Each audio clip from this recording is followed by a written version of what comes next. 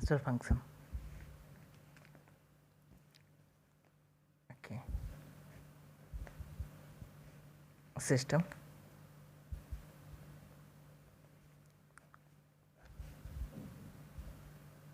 input output. Okay, input means suppose ये हमारा electrical signal, electrical system, then input क्या हो, current through inductor, voltage through capacitor और across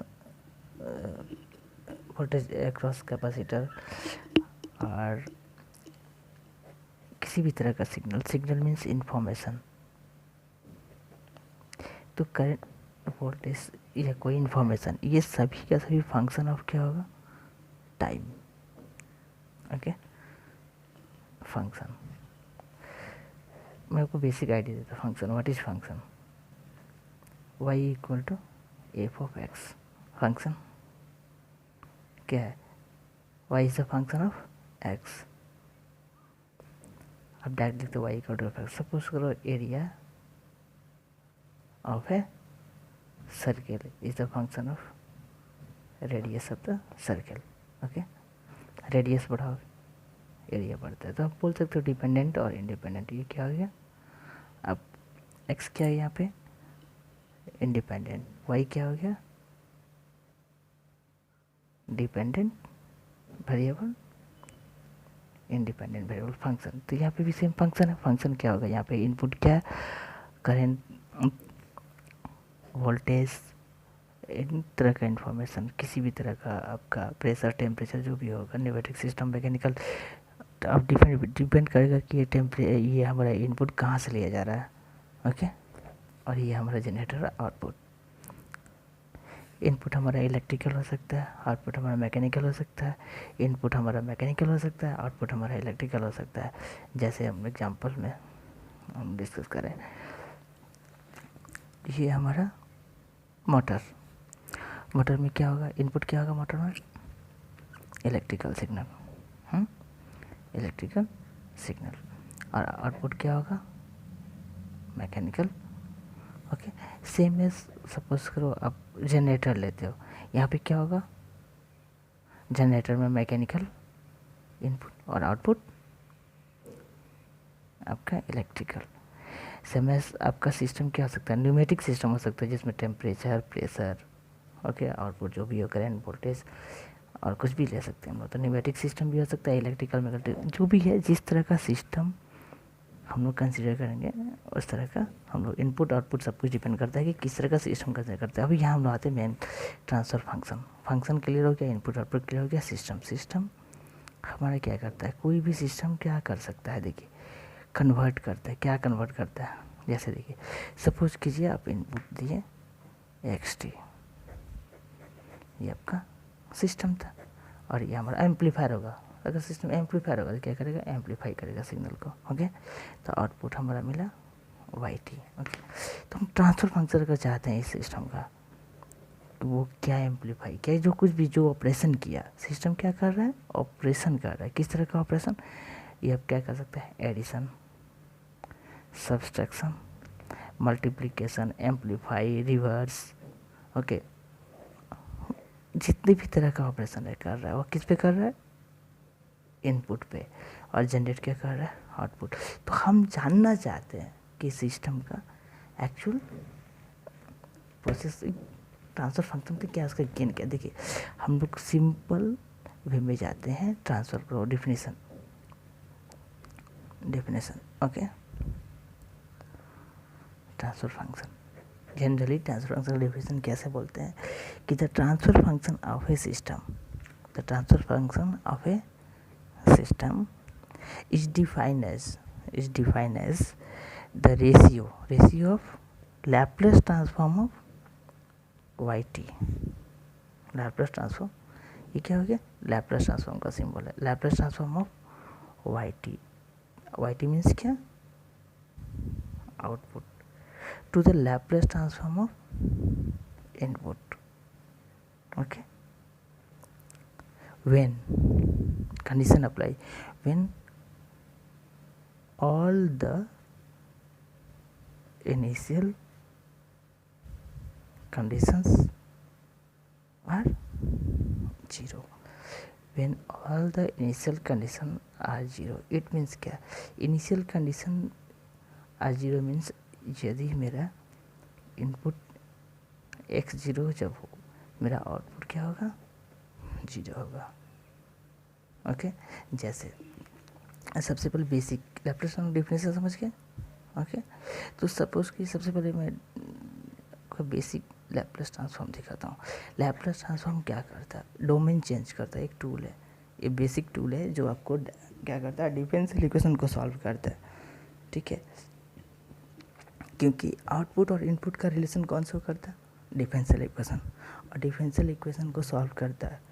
differential equation को solve करने के लिए बहुत सारा क्या होता है, डिफ़िकल्टीज है. ठीक है, तो टाइम डोमेन में इसको जनरली इजी वे में सॉल्व करने के लिए हम लोग क्या यूज़ करते हैं, लैप्लास ट्रांसफॉर्म. क्योंकि ये टाइम डोमेन को चेंज किस में करता है, complex domain means frequency domain में बोल सकते हैं. अभी देखिए कैसे करता है.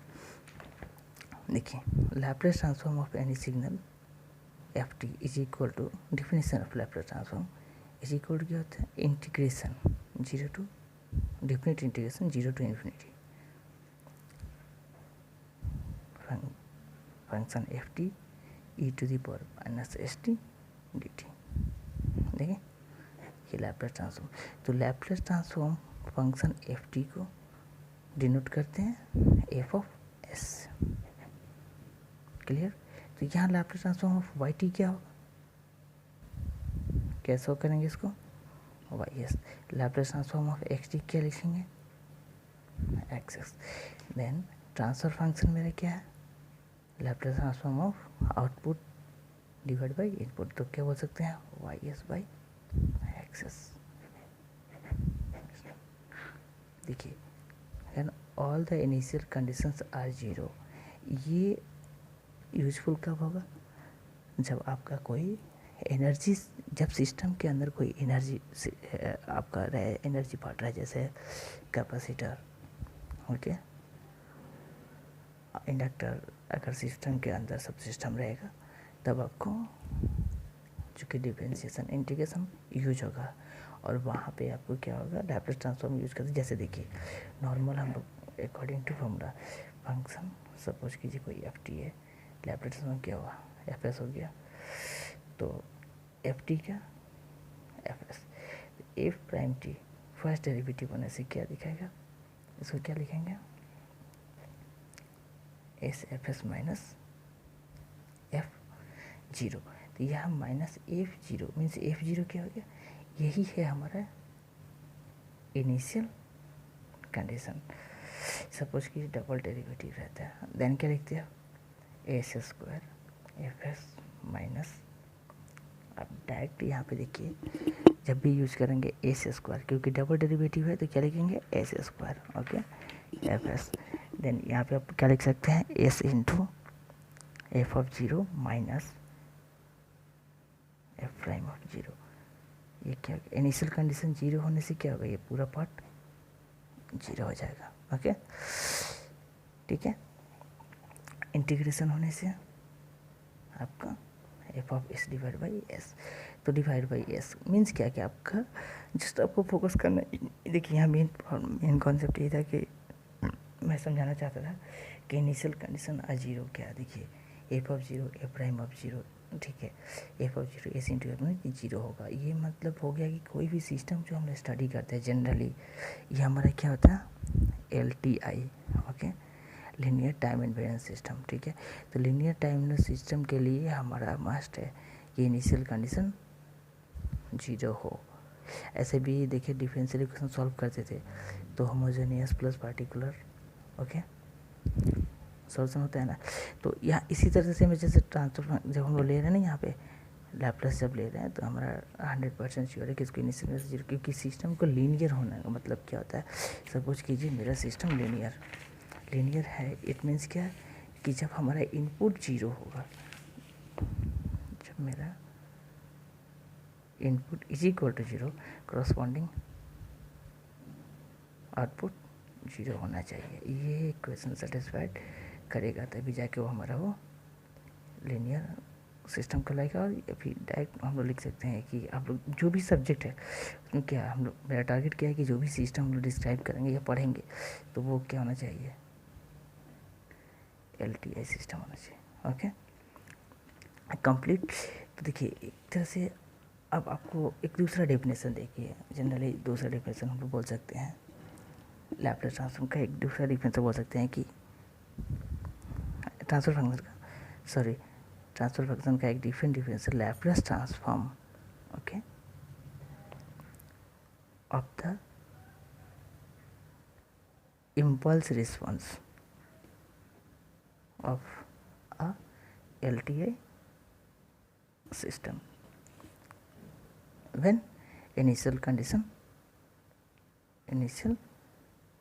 जीरो।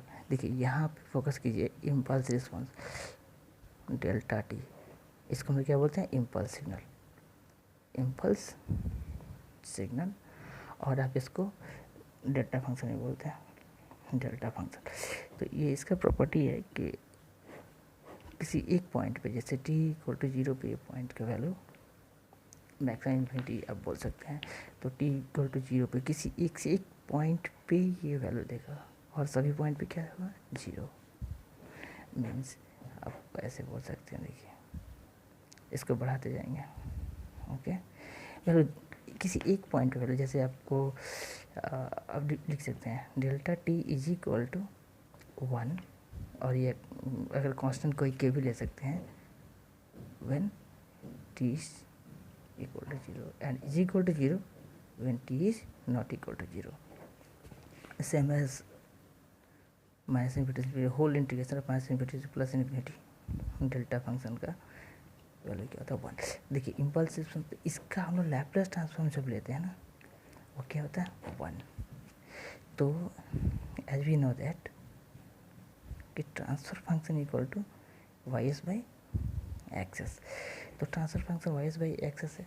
और सपोज करिए सिस्टम के अंदर हम लोग डेल्टा फंक्शन यूज़ करते हैं, आउटपुट हमारा वाई एस मिला, ये जी एस, ठीक है, ये गेन जी एस कहलाएगा। देखिए कैसे, आप सपोज कीजिए इनपुट दिए डेल्टा, तो डेल्टा इनपुट दिया तो इसका लैप्लेस ट्रांसफॉर्म क्या होगा, 1 होगा, Laplace transform of delta equal to 1।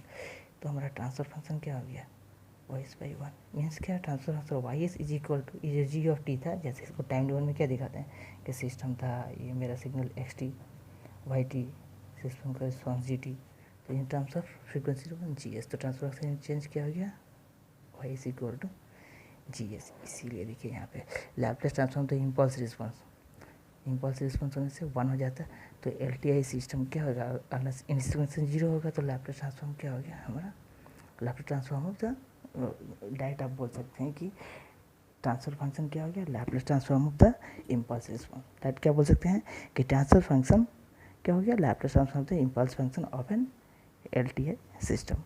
Okay चलिए, हाँ एक देखिए, अगर कोई सिस्टम रहता है जैसे हम लोग मोटर जनरेटर में देखें कि इनपुट और आउटपुट, बोल सकते हैं कि it is not necessary that output and input of a control system are of same category, electrical output mechanical electrical कुछ भी हो सकता है, राइट।